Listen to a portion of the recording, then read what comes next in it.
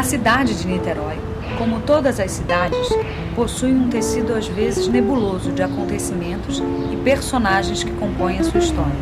Em Niterói, o mais lendário desses personagens foi um índio chamado Araribóia. Antes da chegada dos europeus, a região da Baía de Guanabara era habitada por dois grupos indígenas rivais, os Tamoios e os Temiminós. A guerra entre os dois grupos durou várias gerações, até que os Tamoios expulsaram os Temiminós para as bandas do Espírito Santo. Não se sabe bem ao certo, mas dizem que os Tamoios tiveram a ajuda dos franceses na expulsão dos Temiminós e que estes contaram com a ajuda de naus portuguesas. Portugal, país mais ocidental da costa europeia, foi a primeira nação a se aventurar nos mares atrás de riquezas e expansão territorial. Aportaram por aqui, em terras brasileiras, em busca de um caminho mais curto para as Índias. A princípio, deixaram um pouco de lado o Brasil, e quando aqui voltaram, em 1550, corsários franceses já haviam estabelecido importantes entrepostos comerciais, no que hoje compreende o estado do Rio de Janeiro.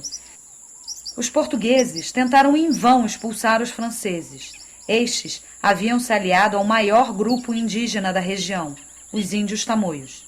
Os portugueses, então, usaram da mesma estratégia francesa e buscaram no Espírito Santo os Temiminós, nação indígena que há tempos desejava retomar as suas terras e se vingar dos tamoios, seus inimigos históricos. Nessa hora, surge Araribóia, na época, cacique e líder dos Temiminós. Araribóia liderou o contingente indígena que expulsou os franceses da Baía de Guanabara. Na Batalha Sangrenta, dizem, a bravura e ousadia do cacique Temiminó foram determinantes para a vitória. De acordo com a lenda, após a tomada do Forte da Urca, Araribóia atravessou a nado a Baía de Guanabara e tomou a fortaleza de Santa Cruz. E após a queda do forte, se banhou com o sangue dos seus inimigos, os índios tamoios. Com a vitória sobre os franceses e tamoios, os portugueses se firmaram como o único poder colonial na região. Em troca, no dia 22 de novembro de 1573, Araribóia recebeu uma carta de Sesmaria, que lhe dava a posse das terras onde hoje se localiza Niterói. Sua estátua, imóvel, resiste na chegada das barcas, como um sentinela petrificado. Muitos passam por ela todos os dias a caminho de casa ou do trabalho. Mas quantos niteroienses conhecem a história de seu mito fundador? Em janeiro de 2008, indagados por essa pergunta e convidados a fazer parte de um programa para o canal Futura Local, chamado Niterói Encontra Niterói, participantes do Ponto de Cultura Alice Prepara o Gato, que funciona dentro de um centro de atenção psicossocial, decidiram sair às ruas da cidade, em busca de histórias e de pessoas que pudessem esclarecer um pouco a vida de Araribóia.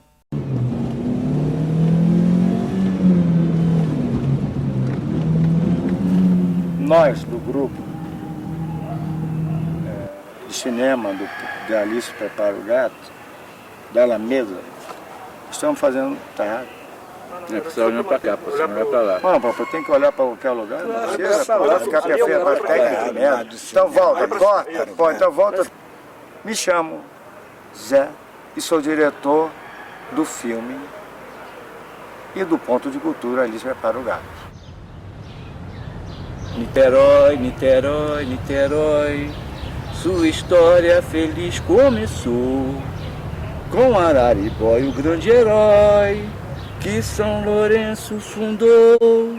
Niterói, Niterói, Niterói, o seu céu, o seu mal e o seu chão. Terra grande, Caraí, paraíso onde eu nasci, quilômetros de amor no coração. Praia grande, Caraí, paraíso onde eu nasci, quilômetros de amor no coração. Esse era o hino de Niterói que inclui Araribóia. Meu nome é Alan, eu fiz parte desse filme, ajudei a filmar. E na verdade o que eu gostaria de relatar é porque eu nasci aqui em Niterói, sempre estudei em Niterói e nunca disseram nada sobre Araribóia na escola onde eu estudei. Ele não fala muito sobre Araribóia aqui em Niterói, é muito difícil. Só no dia do aniversário dele mesmo, que aí é lembrar do Araribóia, aí ele lembra do Araribóia. Eu conheço um pouco a história de Araribóia porque há alguns anos eu tenho me dedicado à história da cidade de Niterói. Eu sei que ele teve uma história importante aqui em Niterói, mas hoje em dia não sei se sua história está tão reconhecida e posta em cena. Eu conheço vagamente Araribóia, sei que ele ajudou os portugueses no século XVI, em 1555, salvo erro, né? Contra a invasão francesa. Ele era tupi, os tamoios parece que fizeram aliança com os franceses e daí deu-se aquela guerrinha lá entre eles e com a vitória posterior dos portugueses, e é isso que eu conheço da Araribóia. Niterói esqueceu de Araribóia. Exatamente. Esqueceu mesmo. Esqueceu. Inclusive eu, estou conhecendo agora. O Araribóia é um índio importante na história do Brasil por ter liderado um contingente de outros índios, né, da mesma nação deles, Temiminós, que vieram do Espírito Santo para se aliar às forças portuguesas na Baía de Guanabara para combater a ação dos corsários franceses que haviam se estabelecido na Baía de Guanabara desde 1555. Que era Brasil antes da chegada dos portugueses, certo? Era uma terra onde já vivia bastante gente, os índios. A gente pensa a história do colonialismo português como o português chegando aqui, encontrando uma terra virgem e construindo um mundo. E a gente esquece que esse colonizador português, quando chegou aqui, encontrou já uma vida social pré-existente, não é? E que tinha já história. Mas uma terra que para os países como colonizadores era uma terra muito interessante para o ouro, para tudo que era possível recolher, certo? Mas não chegaram os primeiros, chegaram depois. Então foi como um momento de pelear, existe essa palavra no português? De disputa, de peleja. De peleja entre conquistadores.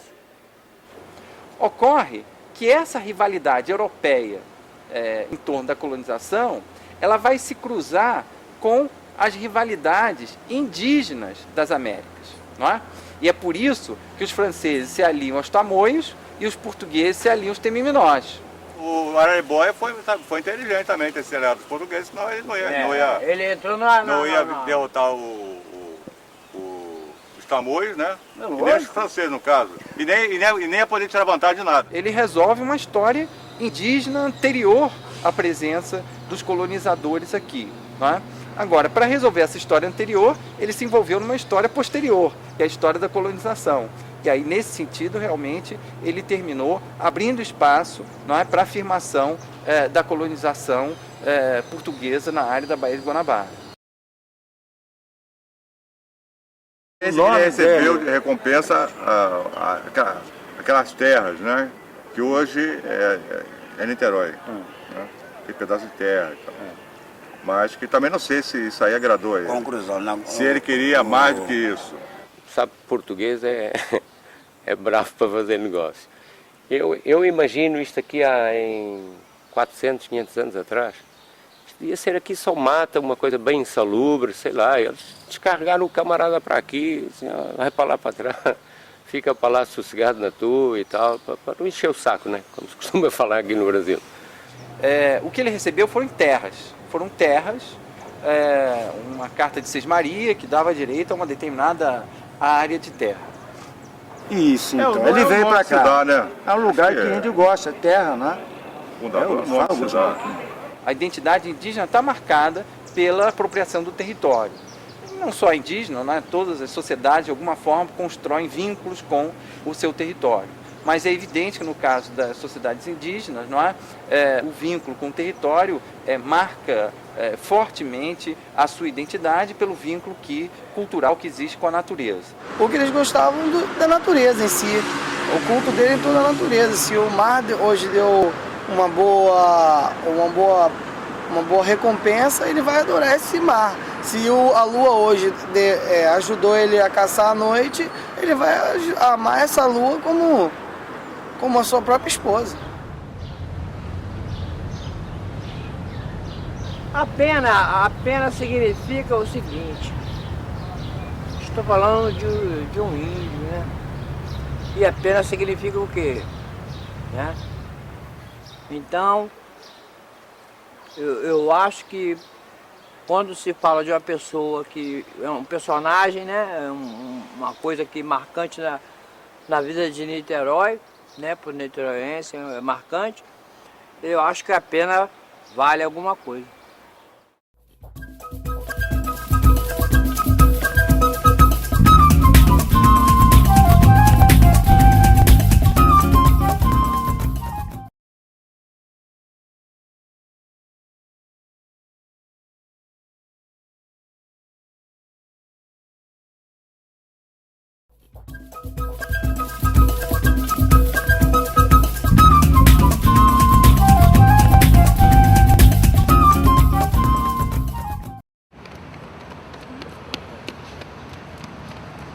Bom, meu nome é Carlos Augusto Vieira da Conceição e eu também faço parte também da diretoria que faz esse filme. No caso, eu sou diretor também, reitorista, e a gente estamos aí para fazer esse filme.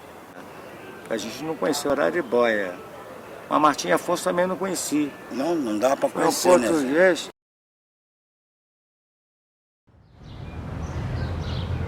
Não, mas não sei. Afonso foi aquele lance que ele se catequizou, aí mudou de Araribóia, que ele casou com uma portuguesa, né? Aí, né, mudou o nome para Martim Afonso de Souza. Se converteu. E mudou a história do índio. O que confirma aquele batismo dele quando ele assumiu o nome de Martim Afonso, nome que ele usa para assinar também a posse das Seis Marias. Não, isso aí foi... Na verdade, todo índio brasileiro se tornou cristão por causa de uma certa imposição, mas eu tenho certeza que ele em nenhum momento largou suas tradições, suas origens. Isso aí é um fato que alguns historiadores colocam mesmo para engrandecer a história. Eu diria que a coisa mais importante nesse casamento dele é ele respeitar o ritual cristão, o que sugere, né, que ele tenha continuado uma política de aproximação do mundo português. Se ele realmente se cristianizou plenamente, isso a gente vai ser difícil, né, pela ausência de fontes. Mas, de qualquer forma, ele continuou convivendo com o mundo cristão. Mas foi isso mesmo. Aliás, naquela época usava-se muito isso, esses acordos políticos que faziam. A história de Portugal está repleta disso, né? Aqueles acordos que eles faziam e não cumpriam e não sei o quê. A coisa era cruel naquela época. Pelo que eu li pela história, era cruel. Então, foi isso mesmo que deve ter acontecido. Ele não era bobo ele não tinha nada. Bobo nada. Então, ele foi enganado, com certeza. Eu não sei se... Essa coisa de troca ele levou a pior, com certeza. Ele também fez coisas, com certeza deve ter feito coisas pensando, né, mais futuramente, quer dizer, pensado, coisas mais pensadas. Por interesse mesmo. Ele se deu mal, ele não ganhou nada, até agora nada. Nós estamos querendo que ele ganhe. Quem nasce no Niterói, eu acho que é índio, né? Porque todo o povo niteroense, eu acho, são índios. Eu nasci aqui, eu sou um índio. Então todo o povo aqui são índios. É descendente de índio, mas não é propriamente de Araribóia. Pode ser qualquer Você também outro é índio, mano. Né? Você também é. Essa história da genealogia do Araribóia é uma história complicada, porque depois de 400, se a gente imaginar que para cada filho a gente tem 4 avós, tem 2 pais, não é? E tem 4 avós. Se a gente falar dos bisavós, já podem ser 8. Agora coloca isso numa escala, não é? De 400 anos. Quantos vai dar? Isso a gente está falando da linhagem direta. A gente não está falando de primo, de tio e essas coisas todas, não é? Se você pensar na estrutura clânica indígena, tem muito parente do Araribóia por aí. através, né, desse trabalho a gente está conhecendo, né, mais a fundo, né, tudo que realmente aconteceu, né, segundo os registros, né, e muitas coisas ficam no ar, né, para a gente pensar, né. Quem fundou Niterói? Quem fundou Araribóia? Quem fundou Niterói? Ninguém sabe. Quem fundou Niterói? Mas ninguém sabe se Foi Mendes Sá. Não, que Araribóia existiu. Ninguém tá dizendo Existiu, isso. claro que existiu. Mas Araribóia não fundou Niterói. Não. Porque índio não funda a cidade. Do ponto de vista histórico, propriamente dito, não é? É difícil a gente imaginar que um índio funde uma cidade, considerando que ele não tinha ideia de uma cidade ocidental na cabeça, ele não tinha experiência urbana da Europa, como a gente sabe que caracteriza a história europeia. Mesmo que ele não tenha fundado cidade nenhuma, a história é bonita e faz a gente gostar de Niterói, faz a gente gostar de um passado comum. Tem a força de um mito, não é? E como todo mito, a gente acredita mais nele, não é, do que ele contém de verdade. Cara, Araribóia é um mito, como se fosse Sansão, Hércules, Golias, ele virou mito, Freud. É porque Araribóia realmente foi um herói, um guerreiro. Como ele morreu eu não sei, mas eu sei que ele deixou marcas profundas. Me disseram que ele morreu afogado. Ele morreu afogado aonde? Não morreu afogado. Teve várias versões. É difícil ele morreu acreditar que ele morreu afogado, afogado, né? que ele morreu de doença e que ele É mais morreu fácil acreditar que em tem um luta. afogado ele, é diferente. Deixa eu falar uma palavra. Porque ele normalmente nada sabe nadar, né, pô? Todo mito tem que morrer. Acho que para ele se tornar esse mito, essa figura tão grandiosa que é em Niterói, ele teria que ter morrido.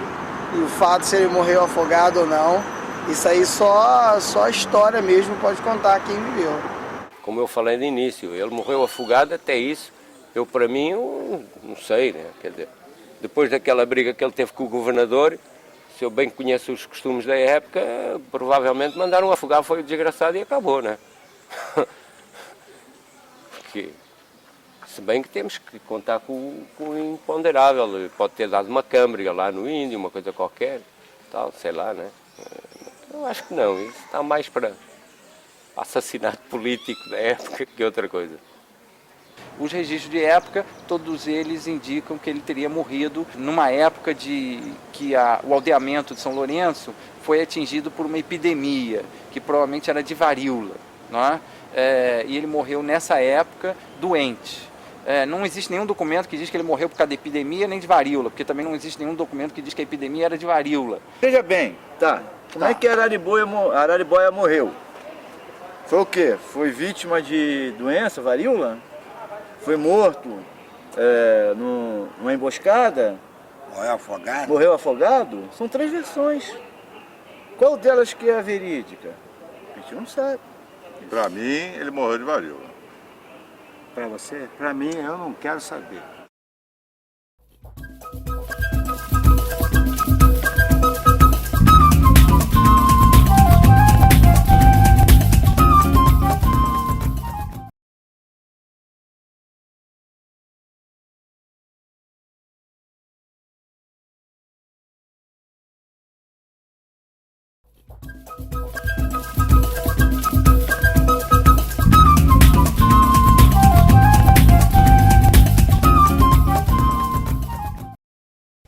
Nos últimos dias de filmagem, a equipe do Alice Prepara o Gato soube pela imprensa que um grupo de índios guaranis tinha ocupado uma parte de Cambuinhas, área nobre da cidade.